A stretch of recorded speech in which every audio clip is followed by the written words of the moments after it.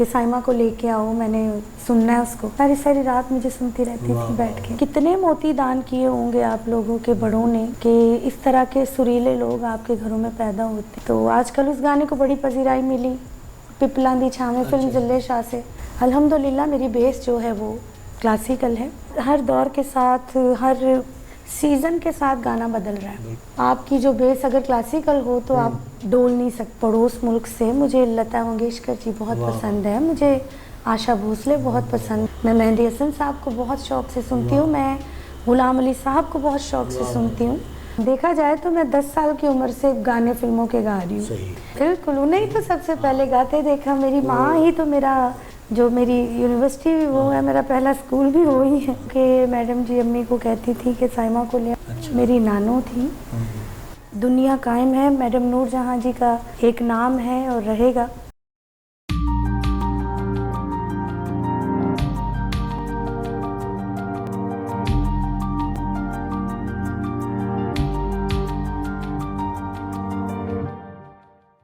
बिस्मिल्लाहिर्रहमानिर्रहीम। तमाम हम्द है इस खालिक़ अज़ल के लिए, सुकून झील को देता है जी कमल के लिए। उसी खालिक़ अज़ल के नाम से आज के इस दिलचस्प, दिलफरेब, दिलरुबा, दिलपज़ीर और दिल मोहलेने वाले इस प्रोग्राम का आगाज़ करते हुए सईद सीकी आपकी खिदमत में हाज़िर है। अस्सलाम वालेकुम नाज़रीन। DS डिजिटल TV के प्रोग्राम सीकिंग सेलिब्रिटीज़ विद सीकी में आप सबको खुशामदीद कहते हैं और आज की पर्सनैलिटी से आपकी मुलाकात करते हैं। हमारी आज की जो सिंगर हैं उनमें ख़ुद मलका तरन्नुम नूर जहाँ की रूह बोलती है और उनकी रगों में वही सुर दौड़ते हैं। कहते हैं कि जब इंस्पायरेशन बड़े लोगों की हो तो डेफिनेटली वो डोमिनेट कर जाता है। आज की हमारी गेस्ट साइमा जहाँ, अस्सलाम वालेकुम। वालेकुम अस्सलाम। बड़ी मेहरबानी, बहुत शुक्रिया कि आप यहाँ तशरीफ़ लाई। आपने हमें इज़्ज़त बख्शी, हमारा मान रखा। आप चूँकि बहुत मसरूफ़ हैं इसलिए आपका ज़्यादा शुक्रिया अदा करना पड़ता है। नहीं, आप तो ऐसी बात बिल्कुल ना करें और आपका बहुत शुक्रिया यहाँ मुझे बुलाने का। बड़ी मेहरबानी। और आपको पता है, आप तो जहाँ भी मुझे बुलाएं मैं तो हाजिर हो जाती हूँ। तो आप इतना शुक्रिया अदा मत करें प्लीज़ जी। तो मैं ज़रा चलूँगा पीछे बचपन में कि कैसे आपने बस वो भी आपके सामने ही था। आपने कौन सा शो है जो मेरा होस्ट नहीं आपने किया। तो बस वो ऐसे है कि पहला मैंने प्रोग्राम जो शो किया था, छोटी सी थी, स्कूल से आई थी मैं, तो मास्टर गुलाम मोहम्मद साहब का ट्रिब्यूट चल रहा था उन दिनों। तो अम्मी जान को कहने आए थे उनके बेटे साहबजादे परवेज़ हैदर साहब। तो मैं स्कूल से आई तो उन्होंने कहा ये लड़की तो बहुत अच्छा गाती है, मैं गा रही थी। अम्मी ने कहा हाँ साइमा की भी ना आप वहाँ पे, वो कहते नहीं साइमा गाएगी मेरे प्रोग्राम, कहते छोटी सी है वो क्या गाएगी। तो फिर मैंने वहाँ पे बचपन की यादगारों फर्स्ट टाइम वहाँ पे परफॉर्म किया। तो तकरीबन 8-9 साल की थी और मतलब फ्रॉक पहना हुआ है और इतना क्राउड था, मतलब सैकड़ों के हिसाब से लोग थे वहाँ और मैंने परफॉर्म किया और माशाल्लाह बहुत पसंद किया गया, लोगों ने बड़ी पजीराई दी। ये तो मोहर तो मैडम जी ने खुद लगा दी थी। बस ये उनका, अम्मी को कहा था कि ये बिल्कुल मेरे जैसी है, मेरा भी बचपन ऐसे ही था। बस उनका प्यार था, वरना उन जैसे लोग तो सदियों में भी नहीं पैदा होते। तो वो बड़ा प्यार करती थी। घर आना, अम्मी को कहना कि साइमा को लेके आओ, मैंने सुनना है उसको। सारी सारी रात मुझे सुनती रहती थी बैठ के। क्योंकि मैडम जी ने खुद कहा था कि जिस लोगों ने, उनके बड़े बुजुर्गों ने अगर सच्चे मोती दान किए हो तो तब जाके सुर गले में उतरता है। ऐसे ही है वो। इसी तरह उन्होंने कहा था कि पता नहीं कितने मोती दान किए होंगे आप लोगों के बड़ों ने कि इस तरह के सुरीले लोग आपके घरों में पैदा होते हैं। बिल्कुल, जैसे वो खुद थे। बिल्कुल बिल्कुल। तो साइमा जी आपने माशाल्लाह फिल्म में भी गाया, तो स्टेज पे बेपनाह गा रही हैं आजकल, मसरूफ़ हैं। अल्हम्दुलिल्लाह। आपको कोई एल्बम, कोई आजकल एल्बम का तो दौर ही नहीं रहा। आजकल ये है कि आप एक गाना करो और यूट्यूब पे डाल दो, सही, और आपका जो चैनल ही आपका एल्बम है तो वो सारे सुनते हैं। बिल्कुल सही। बाकी फिल्मों के गाने तो आपके सामने वो सारे माशाल्लाह सुपर हिट है। जी बिल्कुल सही। और मेरी अम्मी के माशाल्लाह सैकड़ों गाने उनके भी सुपर हिट हैं। तो आजकल उस गाने को बड़ी पजीराई मिली, पिपला दी छावे फिल्म जिले शाह से।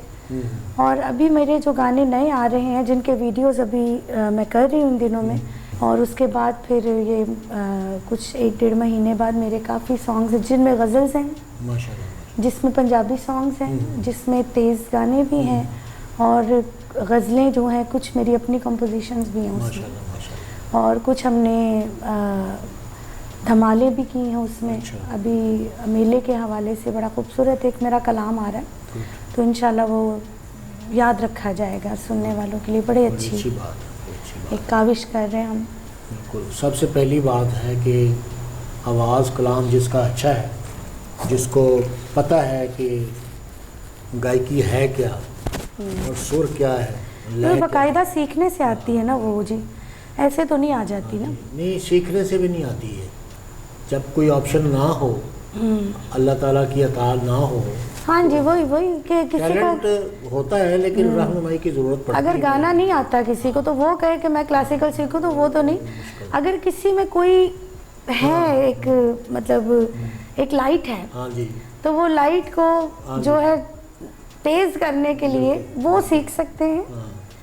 तो उसमें क्लासिकल बेस जो बड़ी ज़रूरी है। आपने क्लासिकल सीखा? अल्हम्दुलिल्लाह 6 साल की उम्र से मेरी अम्मी ने बाबा गुलाम मोहम्मद जी जो मैडम जी के उस्ताद थे, उनको मेरे जो है कहा जी आपके हवाले है और आपने इसको तालीम देनी है, तो माशाल्लाह उन्होंने तब से ही दी।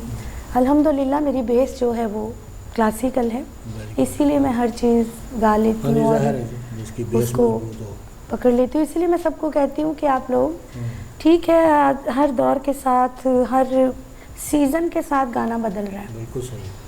गायकी चेंज हो रही है, स्टाइल चेंज हो रहा है, लफ्ज़ बदल रहे हैं, आवाज़ें बदल रही हैं, लेकिन एक वहद एक क्लासिकल चीज़ ऐसी है कि जो आपकी जो बेस अगर क्लासिकल हो तो आप डोल नहीं सकते, आप हर चीज़ गा सकेंगे। फिर वही वाली बात है ना कि अगर बुनियादें मजबूत है तो इमारत देर पा। इमारत देर पा होती है, ज़बरदस्त जी, यही बात है।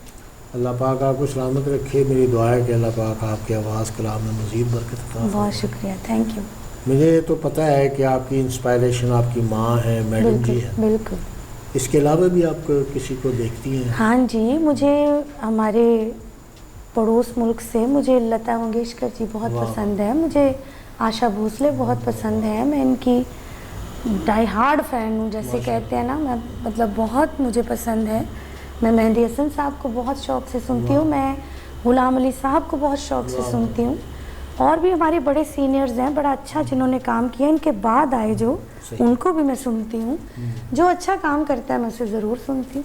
हम लोगों ने बहुत शोज़ किए इकट्ठे, बहुत काम किया है, बिल्कुल जी। और मैं हमेशा हर शो में जब आपके साथ मुझे जाना पड़ता था तो मैं प्रिपेयर हो जाता था कि आज मेरे कान ठीक हो जाएंगे क्योंकि आजकल जो सिंगर है वो कान ख़राब कर रहे हैं क्योंकि सीखने का पैशन नहीं अब नहीं रहा ना किसी को। सही बात। तो वो बाईपास के चक्कर में है कि बस ओवरनाइट स्टार बन जाए।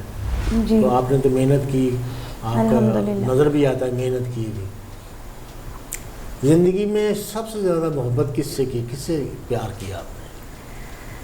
मैंने सबसे ज़्यादा मोहब्बत अपनी माँ से की है। वाह। और उनके बाद अगर मैं कहूँ कि अगर मोहब्बत, ज़ाहिरी बात है, क्या वो मिसाल है कि सदा ना मापे हुस्न जवानी, सदा ना सोबत यारा, ये चीज़ें वक्त के साथ साथ जैसे बदलती हैं। सही।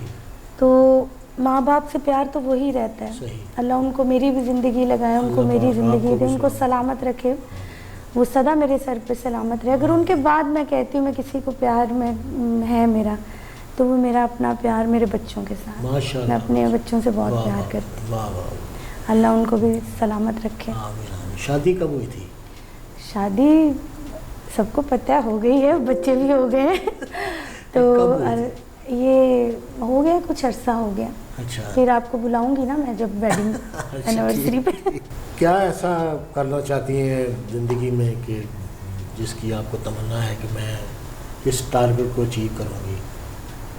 तमन्ना हज़ारों, ख्वाहिशें ऐसी कि हर ख्वाहिश पे दम निकले, ये तो नहीं कहा जा सकता। इंसान की ख्वाहिशें जो होती हैं वो वक्त के साथ साथ बदलती हैं। और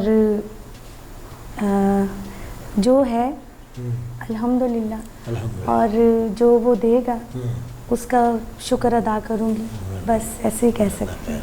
तो आप एक आर्टिस्ट हैं, हमने देखा है कि ज़िंदगी में जो भी आर्ट से रिलेटेड मियाँ बीवी होते हैं, कपल होते हैं, उनका कहीं ना कहीं जाके कोई मामला गड़बड़ होता है। तो जो दोनों आर्टिस्ट हों, ये एक प्लस पॉइंट होता है उनकी मोहब्बत कामयाब होने में, क्योंकि आर्टिस्ट का एक अपना मिजाज होता है। तो उसके आपके मिजाज को वो कितना अंडरस्टैंड करते हैं, किस तरह आपकी वो केयर करते हैं? अच्छा, ये सवाल आपका ठीक है, वो फिल्में भी बनी हुई हैं इस पे, लेकिन वो अगर वो भी सिंगर होते तो शायद ये आता इशू। वो सिंगर को निखार के लाने वालों में से हैं, तो वो मेरे काम को जो है बहुत ज़्यादा पसंद भी करते हैं साथ, और उनकी कोशिश होती है कि साइमा के काम को और निखार के लाया जाए।